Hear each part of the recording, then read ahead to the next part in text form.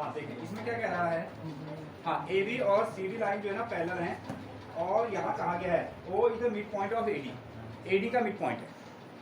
ठीक है, first of all तो इसमें गिवन में क्या लिखेंगे, गिवन आपको फिगर गिवन है, फिगर आपको गिवन है, पहले स्टेट में आपको दिया गया है, इन वर्ड से आपको दिया गया था, लेकिन उसका मतलब क्या है कि जो ए बी लाइन है और सी डी लाइन जो है वो दोनों कैसे हैं, पैरेलल है। ठीक है, एक चीज आप ये लिखिए कि A B parallel to C D, एक ही हो गया पूरा स्टेटमेंट का, A B line is parallel to C D, ये आपने शॉर्ट में इसको लिख दिया। दूसरी चीज ये कहा गया है कि O is the mid point of A D, O is the mid point of A D. दूसरा O is the mid point of A C, sorry A D, A D का मिड पॉइंट है। क्या मतलब हुआ इसका, ये देखो ये एक गिवन है, ये एक लाइन है, ये एक लाइन है ए डी, और ये ओ क्या है, इसका मिड पॉइंट है, बिल्कुल बीच में पड़ा है। इसका मतलब हो गया ये जो दोनों पीस बने वो कैसे हुए, इक्वल, वो इक्वल हुए, ये गिवन हो गया, ये गिवन है। हमको कहा है कि O is the mid point of A D, ऐसा दिया गया है, इसका मतलब O is equal to D O, ये आपको गिवन। ठीक है, अगेन और ये दो आपको ट्रायंगल निकालने हैं कॉन्ग्रुएंट करने के लिए, आपको दिख ही रहा है। हाँ चलिए प्रूफ में, अगला स्टेटमेंट क्या होगा आपका, प्रूफ में। तो पहला ट्रायंगल जिसको आपको कॉन्ग्रुएंट करना है उसको ले लेते हैं, इन ट्रायंगल क्या ए ओ बी एंड दूसरा ट्रायंगल क्या ले लो, डी ओ सी।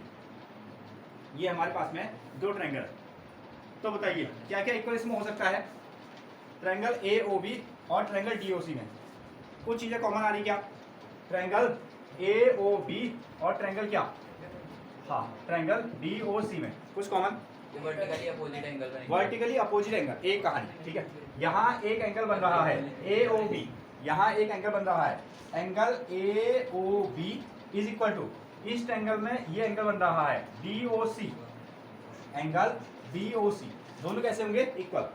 ठीक है, reason angle A O B और D O C both are equal, क्या रीजन है, वर्टिकली अपोजिट एंगल। हाँ बनाते चलिए वर्टिकली अपोजिट एंगल, यहाँ आपको लिखना पड़ेगा आपको, हाँ वर्टिकली अपोजिट एंगल है इसलिए इक्वल है, एक और कुछ, हाँ साइड दिया है, साइड आपको गिवन है, देखो इस ट्रायंगल की साइड क्या है ए ओ, इस ट्रायंगल की साइड क्या है ए ओ, और इस ट्रायंगल की साइड क्या है डी ओ, इसकी साइड क्या होगी आपकी डी ओ।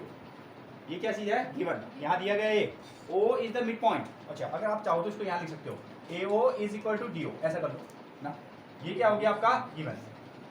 मिड पॉइंट का मतलब समझ गए हैं, मिड पॉइंट का मतलब O is the mid point of A D के ठीक बीच में पड़ा, तो इसका मतलब ये पीस और ये पीस कैसे हो गए, इक्वल। ठीक है, ऐसा आपको दिया गया, हाँ यहाँ हमने दिया A O is equal to D O, और कुछ, हाँ अल्टरनेट इंटीरियर एंगल। चलिए तो एक एंगल मिल गया आपको इधर और एक एंगल मिल गया इधर। ठीक है, समझ रहे हैं, ये दोनों लाइन से कैसे हैं, पैरेलल, ये यहाँ दिया गया है। ठीक है, ये दोनों लाइन से पैरेलल हैं, तो ये क्या होगी, ट्रांसवर्सल। अगर ट्रांसवर्सल है तो इन एंगलों का आप क्या कहोगे, अल्टरनेट इंटीरियर एंगल कहोगे, ऐसा कहोगे।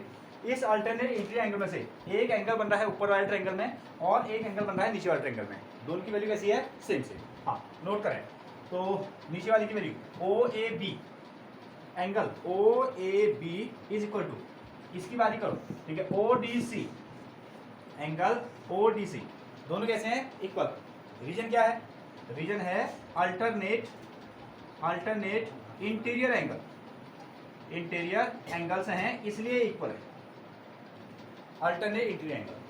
ठीक है, तो इसके बेसिस पर ट्रायंगल ए ओ बी, ये क्या हो गया आपका congruent, triangle A O B congruent triangle D O C से, triangle A O B triangle D O C से क्या हो गया, कॉन्ग्रुएंट।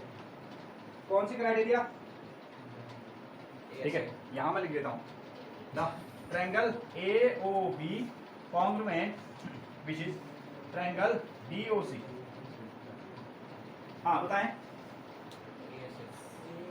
ए ऐसे ऐसा हमने पढ़ा था, एंगल साइड एंगल पढ़ा हमने।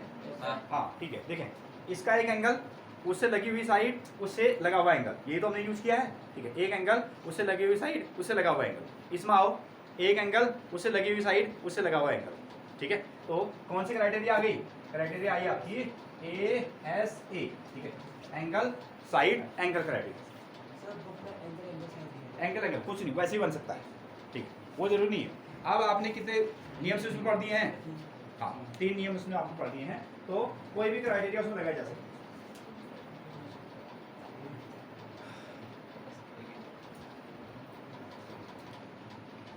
अब कॉन्ग्रुएंट हो गए तो जो चीजें पहले से इक्वल नहीं थी वो भी इक्वल हो जाएंगी। फिर जैसे क्या इक्वल हो जाएंगी? इसका आंसर, ये दोनों ट्रायंगल जैसे कॉन्ग्रुएंट हो गए तो ये एंगल और ये एंगल तो अल्टरनेट इंक्लिनेट एंगल से इक्वल हो गई। अगर आप चाहें तो लिख सकते हैं, इसका नाम लिख दो सी। देखो angle C is equal to angle D, मैंने शॉर्ट में लिख दिया। एंगल सी की वैल्यू किसके इक्वल होगी? डी के इक्वल।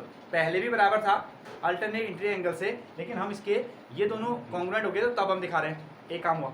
दूसरा, इसके साइड क्या? सी डी ना, इसकी साइड क्या? सी डी, वो किसके बराबर हो जाएगी? हाँ, वो ए बी के बराबर हो जाएगी। सी डी किसके बराबर हो जाएगी? सी बराबर बी होगा है? एंगल सी बराबर अरे सॉरी, हाँ सी बराबर ये हो जाएगा, सी बराबर बी, ठीक है। इसके साइड सी डी और इसके साइड ए बी भी क्या हो गए? इक्वल हो गए। और कुछ बचा है? कौन? हाँ, इसका साइड क्या बच गया? ओ सी, इसका साइड बच गया ओ सी, और इसका साइड क्या बन गया? ओ बी, इसका साइड क्या बन गया? O B. अब थोड़ा सा इसको यहाँ ध्यान दो, ठीक है। अब इसको लिखने का तरीका देख लो, ठीक है। अभी तक क्या, जब तक हमने इनको कॉन्ग्रुएंट प्रूव नहीं किया था, तो क्या ये पार्ट और ये पार्ट इक्वल थे? नहीं थे, ठीक है। इसको आपको निकालना था, ठीक है। O C is equal to O B था क्या? नहीं था, ठीक है। लेकिन अब जैसे आपने इसको कॉन्ग्रुएंट कर दिया तो इसका मतलब क्या हो गया? ओ सी और ओ बी कैसे हो गए? इक्वल हो गए, ठीक है। अब ये दोनों पार्ट कैसे हो गए? इक्वल हो गए, लेकिन इनके बीच में क्या पड़ रहा है? ओ पड़ रहा है ना। अरे सुने, अब आपने क्या निकाल दिया? O C is equal to क्या निकाल दिया? O B. O C is equal to O B, ऐसा निकाल दिया। ये निकाल दिया ना। मैं थोड़ा देर के लिए इसको मिटा देता हूँ। चलो, हमने इसको यहाँ से हटा दिया, और हम कह रहे हैं कि अब क्या है? ओ सी और ओ बी दोनों कैसे हैं? इक्वल है। ओ सी और ओ बी क्या है? इक्वल है। तो इनके दो टुकड़े करने वाला कौन है? ओ है। इनके दो टुकड़े करने वाला कौन है? ओ है, ठीक है। और टुकड़े भी उसने कैसे किए? इक्वल। क्या किए? इक्वल। तो इसके लिए हम क्या लिखेंगे? O is the mid point of BC। O is the mid point of BC, और ये हमको निकालना भी है, ठीक है। इसके लिए आपको क्या शब्द लिखना है? O क्या है? BC का मिड पॉइंट। हाँ, नोट कर। और यहाँ आपको साथ में लिखना, यहाँ क्या है? CPCT से, यहाँ CPCT से इक्वल हुए, ये आपके CPCT से इक्वल हो गए। और इसमें लिख देना O is also mid point of BC। O is also mid point of BC, और हेंस प्रूव कर देना उस पर।